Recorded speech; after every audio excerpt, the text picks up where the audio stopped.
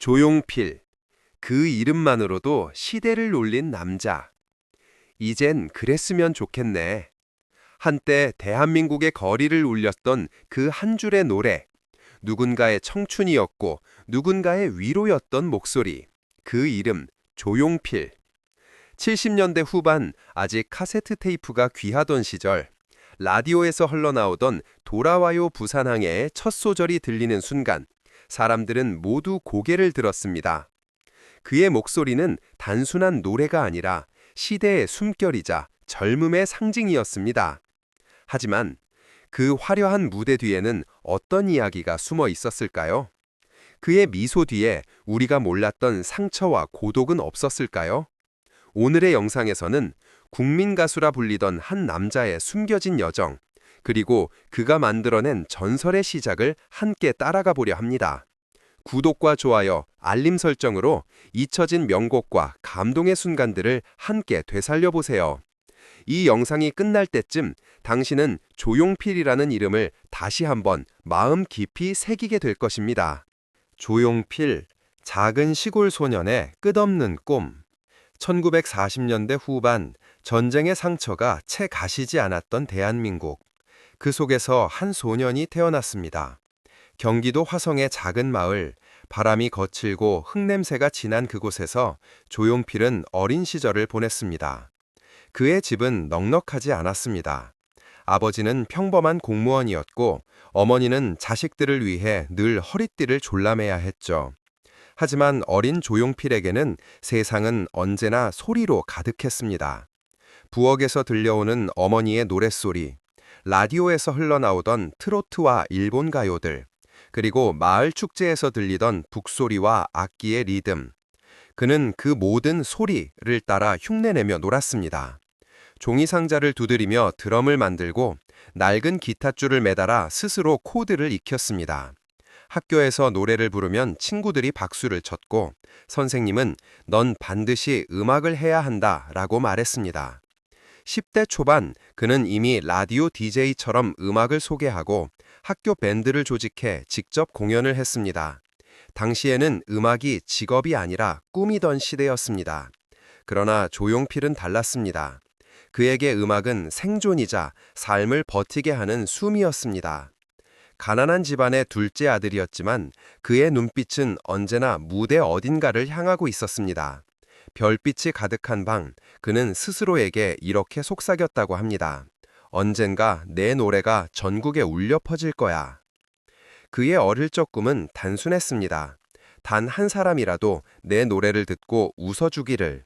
그 꿈이 결국 한 세대를 위로하게 될 줄은 그 누구도 몰랐습니다. 조용필, 무명 시절의 노래, 세상에 울려 퍼지다. 1960년대 후반, 대한민국은 경제도 문화도 여전히 가난했습니다. 하지만 청춘들은 기타를 들고 노래를 불렀습니다. 그 중심에 한 소년이 있었습니다. 조용필, 20살의 그는 이미 음악밖에 모르는 청년이었습니다. 고등학교를 졸업하자마자 그는 애트킨스 밴드에 합류했습니다. 밤무대와 클럽에서 기타를 치며 노래를 부르던 시절, 조용필은 돈보다 음악이 더 절실했습니다. 낡은 악기, 허름한 무대, 그리고 취객들의 소음 속에서도 그의 눈빛은 늘 반짝였습니다. 그러던 어느 날 그는 록밴드 쉐그린을 결성합니다. 당시 한국 음악계는 록을 서양 음악이라며 배척하던 때였지만 그는 세상의 시선을 두려워하지 않았습니다. 진정 음악은 마음을 울리는 것이다. 그의 신념은 단단했고 그 신념이 점점 사람들의 마음을 움직이기 시작했습니다. 1971년 그는 군입대전 마지막으로 한 무대에 섰습니다. 그곳에서 부른 곡이 바로 훗날 전설이 되는 들어와요 부산항해였습니다. 부산 출신의 친구를 떠올리며 썼던 이 노래는 전역 후 세상에 발표되자마자 폭발적인 반응을 얻었습니다. 전국의 라디오에서 그의 목소리가 울려 퍼졌고 조용필이라는 이름이 처음으로 대중의 입에 오르내리기 시작했습니다. 하지만 그 과정은 순탄치 않았습니다. 공연 허가 제도, 검열, 대중음악에 대한 편견 등 그의 길은 언제나 거칠고 외로웠습니다. 그럼에도 그는 포기하지 않았습니다. 그에게 음악은 단지 직업이 아니라 세상을 살아가는 이유 그 자체였습니다. 무명 시절의 수많은 밤, 조용필은 자신에게 끊임없이 되뇌었다고 합니다. 내 노래가 언젠가 누군가의 마음을 위로할 수 있다면 그걸로 충분하다. 그 믿음이 결국 한 시대의 문을 열었습니다. 1980년대 초 대한민국의 음악은 그의 이름으로 다시 쓰였습니다. 조용필, 그 이름 석자는 곧 음악 그 자체를 의미했습니다. 1979년 발표된 창밖의 여자가 전국을 뒤흔들며 라디오, 거리, 학교, 심지어 군부대까지 울려 퍼졌습니다. 그 노래 한 곡으로 그는 단숨에 국민 가수가 되었고 조용필의 시대가 시작되었습니다. 그의 목소리는 독보적이었습니다. 로큰롤의 자유로움과 트로트의 감성이 동시에 느껴졌고 젊은이들은 그의 열정을, 어른들은 그의 진심을 사랑했습니다. 1980년대 내내 그는 멈추지 않았습니다. 단발머리, 모나리자, 꿈, 이젠 그랬으면 좋겠네. 그의 노래는 세대를 초월했고 조용필은 단순한 가수가 아닌 현상이 되었습니다. 공연장마다 수만 명의 관객이 몰렸습니다. 야외 무대가 흔치 않던 시절, 그는 전국 투어를 직접 기획하며 가수도 스스로 길을 만들어야 한다는 신념을 행동으로 보여줬습니다. 그의 콘서트는 단순한 공연이 아니었습니다. 젊은이들에게는 꿈이었고, 중년들에게는 위로였으며, 노년들에게는 그리움이었습니다. 그의 음악은 시대를 넘어 한국 대중음악의 기준이 되었습니다. 그는 신인 가수들에게는 롤 모델이었고, 대중에게는 희망의 아이콘이었습니다. TV, 지금 이 순간 당신이 듣고 있는 조용필의 목소리, 그건 단지 한 가수의 노래가 아니라 한 세대의 추억과 눈물 그리고 사랑입니다. 이런 전설의 이야기를 계속 만나고 싶다면 구독과 좋아요 그리고 알림 설정으로 함께 해주세요. 조용필의 노래는 우리에게 이렇게 속삭입니다. 시간은 흘러도 노래는 남는다. 무대 위의 조용필은 언제나 빛났다. 수만 명의 환호, 눈부신 조명, 그리고 수십 년간 이어진 인기. 하지만 그 빛이 강할수록 그림자는 더 짙어지는 법이다. 그의 인생에도 지울 수 없는 상처가 있었다. 1980년대 중반, 그는 평생의 반려자였던 아내를 잃었습니다. 결혼한 지 채 몇 년 되지 않아 세상을 떠난 그녀. 그 충격은 조용필을 무너뜨렸습니다. 무대에서는 웃었지만 무대 뒤에서는 오랫동안 말이 없었습니다. 그의 주변 사람들은 그를 이렇게 기억합니다. 그는 음악으로 슬픔을 삼킨 사람이었다. 정말 그랬습니다. 그는 울지 않았습니다. 대신 노래했습니다. 이젠 그랬으면 좋겠네. 그 곡은 단순한 사랑 노래가 아니라 떠나간 이를 향한, 그리고 세상에 남은 자신을 위한 위로였습니다. 그는 수많은 루머와 오해 속에서도 묵묵히 자신을 지켰습니다. 언론은 그의 침묵을 오만이라 했지만 그 침묵은 오히려 진심의 표현이었습니다. 그에게 음악은 변명 대신의 언어였으니까요. 팬들은 말합니다. 조용필의 노래는 우리를 울리지만 정작 그는 울지 않는다. 그건 어쩌면 세상 누구보다 많은 눈물을 속으로 삼켜온 사람의 숙명이었는지도 모릅니다. TV, 구독과 좋아요로 이런 인간적인 이야기를 함께 들어주세요. 조용필의 진짜 이야기는 화려함보다 훨씬 더 따뜻하고 깊습니다. 시간이 흘러 1990년대 초, 대중음악의 흐름이 빠르게 변하고 새로운 세대의 가수들이 쏟아져 나오던 시절이었습니다. 한때 국민 가수였던 조용필에게도 세월의 무게는 예외가 아니었습니다. 그는 어느새 옛날 가수라 불리기 시작했습니다. TV 출연이 줄고 음반 판매도 예전만 못했습니다. 언론은 조용필의 시대는 끝났다고 썼습니다.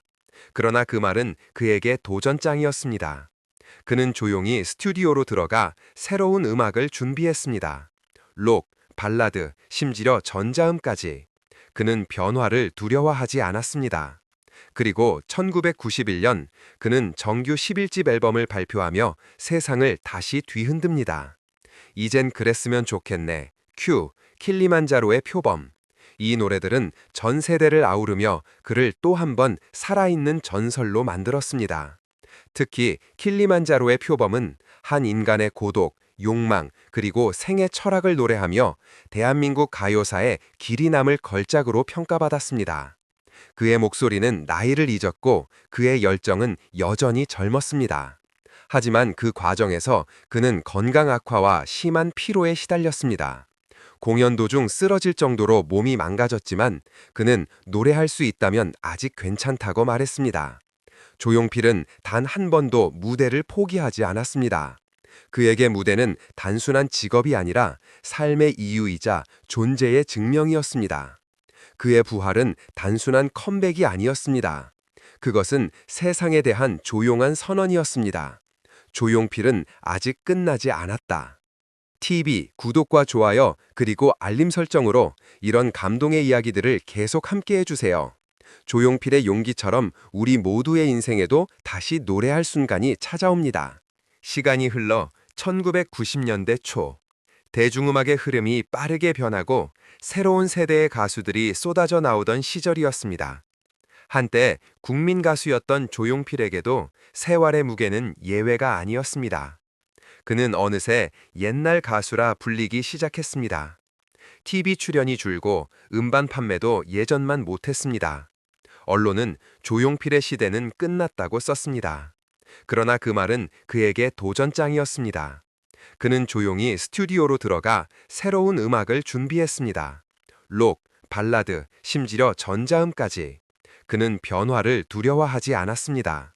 그리고 1991년 그는 정규 11집 앨범을 발표하며 세상을 다시 뒤흔듭니다.